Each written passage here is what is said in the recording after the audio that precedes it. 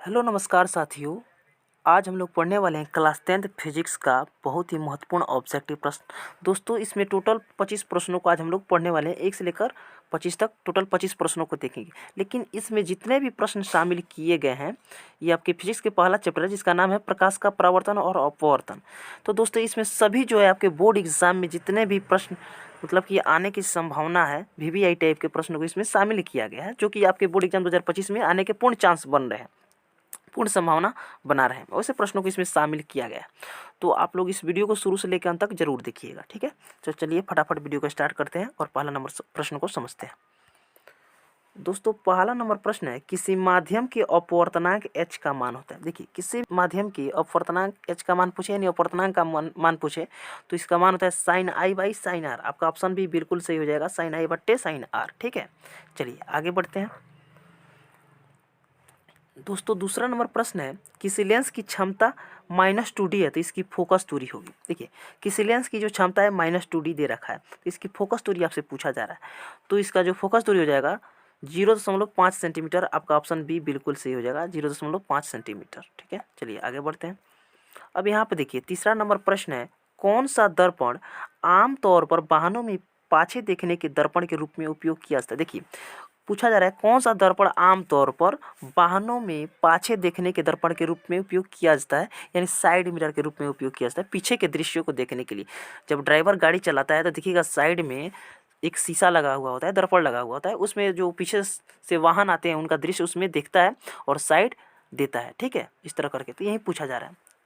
तो दोस्तों उसमें उत्तल दर्पण का उपयोग किया जाता है, तो आपका ऑप्शन बी बिल्कुल सही हो जाएगा, उत्तल दर्पण। उत्तल दर्पण में जो है ना दोस्तों छोटा प्रतिबिंब बनता है, ठीक है, छोटा प्रतिबिंब बनता है, ये आपको पता होनी चाहिए, ठीक है। चलिए आगे बढ़ते हैं। चौथा नंबर प्रश्न है, उत्तल दर्पण के सामने एक वस्तु को रखा गया। देखिए उत्तल दर्पण के सामने एक वस्तु को रखा गया, इसकी प्रतिबिंब की प्रकृति कैसी होगी। यानी उत्तल दर्पण के सामने एक वस्तु को रख दिया गया तो उत्तल दर्पण में जो फोटो बना, फिगर बना, यानी उसे ही प्रतिबिंब कहा जाता है, फोटो फिगर को प्रतिबिंब कहा जाता है। तो इसकी प्रतिबिंब की प्रकृति कैसी होगी बताइए। तो दोस्तों उत्तल दर्पण में हमेशा जो प्रतिबिंब बनता है काल्पनिक बनता है और छोटा बनता है। तो काल्पनिक प्रतिबिंब देखिए कौन से ऑप्शन में है, तो ऑप्शन ए में है, तो आपका ऑप्शन ए बिल्कुल सही हो जाएगा, काल्पनिक प्रतिबिंब बनता है।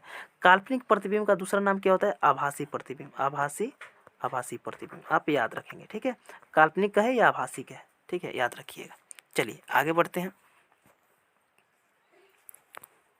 दोस्तों पांचवा नंबर प्रश्न है, किसी उत्तल लेंस की फोकस दूरी हमेशा होती है। देखिए किसी उत्तल लेंस की फोकस दूरी पूछा जा रहा है, फोकस दूरी क्या होती है।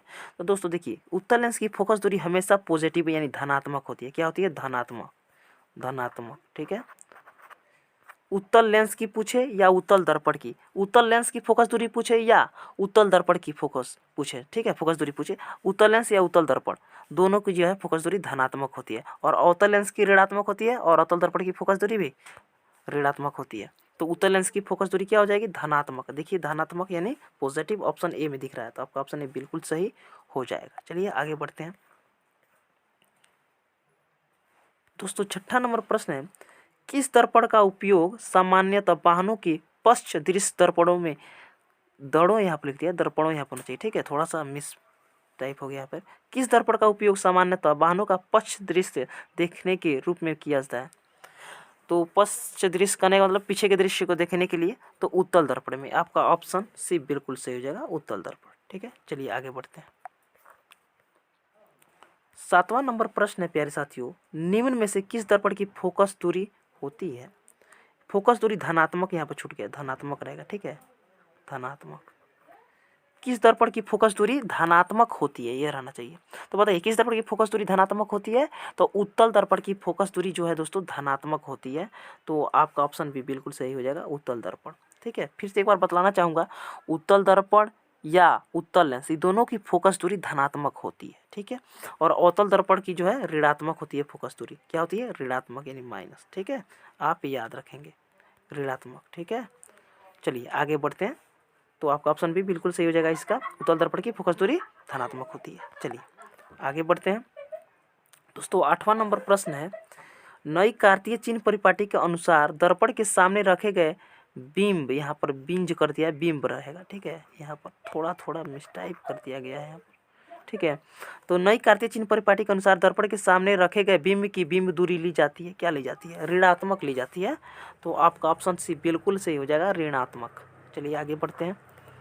यहाँ पर देखिए 9वां नंबर प्रश्न है, किसी लेंस द्वारा उत्पन्न आवर्धन का एसआई मात्रक क्या है।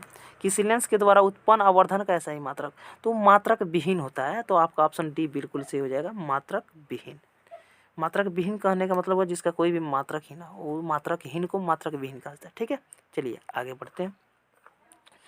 10वां नंबर प्रश्न है, निम्न में किस लेंस की फोकस दूरी धनात्मक होती है। बात आ गया, किस लेंस की फोकस दूरी धनात्मक होती है, तो उत्तल लेंस की। ठीक है, आपका ऑप्शन बी बिल्कुल सही हो जाएगा, उत्तल लेंस की फोकस दूरी धनात्मक होती है और अवतल लेंस की फोकस दूरी ऋणात्मक होती है और उत्तल लेंस की फोकस दूरी धनात्मक होती है, आप याद रखिएगा। चलिए आगे बढ़ते हैं दोस्तों। 12 नंबर प्रश्न है, यदि किसी समबाहु त्रिभुज यानी प्रिज्म का बात कर रहा है, ठीक है, प्रिज्म में निर्गत कोण और विचलन कोण क्रमशः 40 डिग्री और 30 डिग्री हो तो आपतन कोण होगा। देखिए आप यहाँ पर त्रिभुज का बात किया, तो आप जानते हैं त्रिभुज के तीनों कोणों का योग कितना होता है, 180 डिग्री होता है। कितना होता है, 180 डिग्री, यानी त्रिभुज के तीनों कोण, यानी दो कोण का मान दे दिया गया है, जिससे यहाँ 40 और यहाँ पर 40 और 30 दो कोण का मान दे दिया गया है। तो एक मालूम नहीं था, चलिए एक को x मान लेते हैं, दूसरा जिससे कि मान के चलिए 40 डिग्री, फिर कितना दिया है 30 डिग्री। आप जानते हैं त्रिभुज के तीनों कोणों का योग कितना होता है, 180, तो बराबर में 180 हम लिख लेंगे। ठीक है, इन दोनों को जोड़ लेते हैं, तो x प्लस 70 डिग्री हो जाएगा ना, बराबर में 180। अब देखिए x बराबर, अब इस 70 को ले जाएंगे बराबर को उधर तक घट जाएगा, 180 माइनस 70 घटाएंगे तो कितना आ जाएगा, 70 को घटाएंगे तो कितना आ जाएगा, x का मान 110 डिग्री आ जाएगा, 110 डिग्री। ठीक है, अब 110 डिग्री देखिए कौन से ऑप्शन में, कोई भी ऑप्शन में नहीं दिखा रहा है, यहाँ पर ऑप्शन में कहीं कहीं छोड़ा होगा, गलत किया होगा, 110 डिग्री हो जाएगा आपका। ऑप्शन में नहीं दिया है तो 110 डिग्री बिल्कुल राइट हो जाएगा। चलिए ऑप्शन में नहीं दिया है तो कोई बात नहीं, आगे बढ़ते हैं। देखिए 13 नंबर प्रश्न है, एक उत्तल लेंस की क्षमता एक डायोप्टर है तो उस लेंस की फोकस दूरी होगी। देखिए एक उत्तल लेंस की क्षमता एक डायोप्टर दे दिया है, ठीक है, और उसकी फोकस दूरी, उत्तल लेंस की फोकस दूरी आपसे पूछा जा रहा है, तो प्लस 100 सेंटीमीटर, यानी धनात्मक में हो जाएगा 100 सेंटीमीटर। आपका ऑप्शन सी बिल्कुल सही हो जाएगा। ठीक है, चलिए आगे बढ़ते हैं। देखिए 14 नंबर प्रश्न है, निम्नलिखित प्रकाशों के रंगों में से किस रंग का अपवर्तनांक अधिकतम है, यानी अधिकतम है। निम्नलिखित प्रकाशों के रंगों में से किस रंग का अपवर्तनांक अधिकतम होता है, तो बैगनी रंग का। आपका ऑप्शन डी बिल्कुल सही हो जाएगा, बैगनी रंग का जो है ना, इसका अपवर्तनांक अधिकतम होता है। अगर बात करता है कि न्यूनतम, क्या बात करता है, यहाँ पर देखिए, यहाँ पर अधिकतम का बात किया है, यहाँ पर अधिकतम।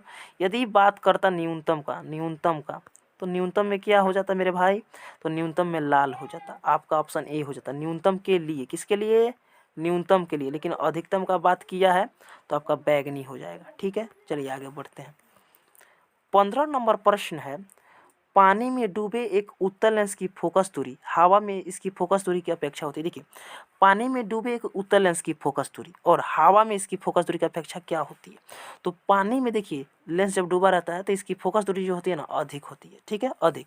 वहीं अगर हवा में आप निकालिएगा तो कम हो जाती है। ठीक है, तो पानी में डूबे एक उत्तल लेंस की फोकस दूरी हवा में इसकी फोकस दूरी की अपेक्षा क्या होती है, कम होती है। तो आपका ऑप्शन बी बिल्कुल सही हो जाएगा, कम होती है। ठीक है, चलिए आगे बढ़ते हैं दोस्तों। 16 नंबर प्रश्न है, निम्नलिखित में कौन उत्तल दर्पण की फोकस दूरी है जिसकी वक्रता त्रिज्या 32 सेंटीमीटर। देखिए उत्तल लेंस का बात कर रहे हैं तो आप जानते हैं उत्तल लेंस की फोकस दूरी हमेशा क्या होती है, धनात्मक होती है ना। तो यहाँ पर जो वक्रता त्रिज्या है, यहाँ पर देखिए आर का मान दिया है कितना, 32 सेंटीमीटर। और देखिए यहाँ पर उत्तल दर्पण का बात किया है तो यानी आंसर हमारा क्या आएगा, प्लस में ही आएगा, ध्यान रखिएगा, प्लस में आएगा, पॉजिटिव आएगा।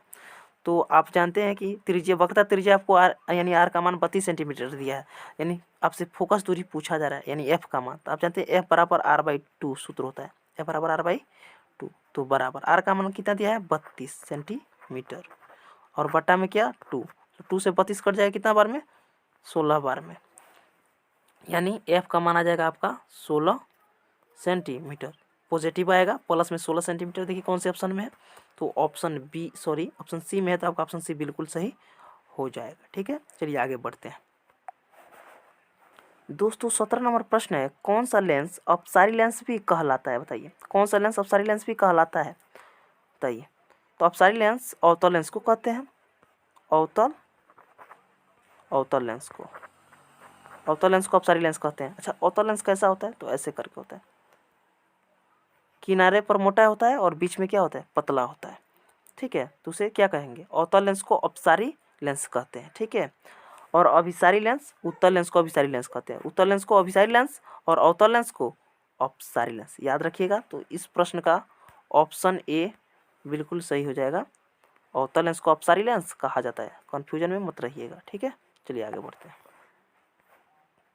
यहाँ पर देखिए 18 नंबर प्रश्न है, दंत विशेषज्ञ किस दर्पण का उपयोग मरीजों के दांतों का बड़ा प्रतिबिंब देखने के लिए करता है? तो आपको पता होगा किसी भी वस्तु के प्रतिबिंब को बड़ा देखने के लिए अवतल दर्पण का प्रयोग किया जाता है। तो वहीं जो दंत विशेषज्ञ होता है ना, अवतल दर्पण का उपयोग करता है मरीजों को दांतों का बड़ा प्रतिबिंब देखने के लिए। ठीक है, ताकि अवतल दर्पण में छोटा छोटा चीज़ भी बड़ा बड़ा दिखाई देता है, इसलिए अवतल दर्पण का उपयोग किया जाता है। हाँ, दाढ़ी बनाने में भी अवतल दर्पण का प्रयोग किया जाता है, यानी हजामती दर्पण के रूप में अवतल दर्पण का उपयोग किया जाता है। तो ये भी प्रश्न पूछ सकता है कि हजामती दर्पण के रूप में किस दर्पण का उपयोग किया जाता है? तो आप याद रखेंगे अवतल दर्पण का। आपका ऑप्शन भी बिल्कुल सही हो जाएगा। चलिए आगे बढ़ते हैं। यहाँ पर देखिए 19 नंबर प्रश्न है, गोलीय दर्पण के परावर्तक पृष्ठ की वृत्ताकार सीमा रेखा का व्यास कहलाता है। गोलीय दर्पण के परावर्तक पृष्ठ की वृत्ताकार सीमा रेखा का व्यास क्या कहलाता है? तो गोलीय दर्पण का द्वारा कहलाता है। तो आपका ऑप्शन डी बिल्कुल सही हो जाएगा। ठीक है, चलिए आगे बढ़ते हैं। अब यहाँ पर देखिए 20 नंबर प्रश्न है, यदि किसी बिंब का प्रतिबिंब का आवर्धन ऋणात्मक है तो उस प्रतिबिंब की प्रकृति क्या होगी? प्रकृति क्या होगी? यदि किसी बिंब का प्रतिबिंब का आवर्धन ऋणात्मक है तो उस प्रतिबिंब की प्रकृति क्या होगी?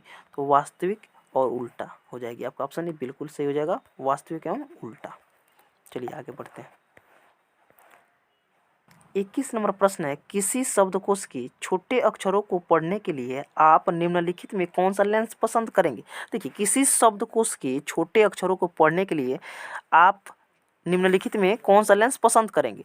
तो देखिए, किसी भी शब्दकोश के छोटे अक्षरों को पढ़ने के लिए उत्तल लेंस का प्रयोग किया जाता है, लेकिन कितना सेंटीमीटर का? तो 5 सेंटीमीटर फोकस दूरी का उत्तल लेंस का हम लोग उपयोग करेंगे।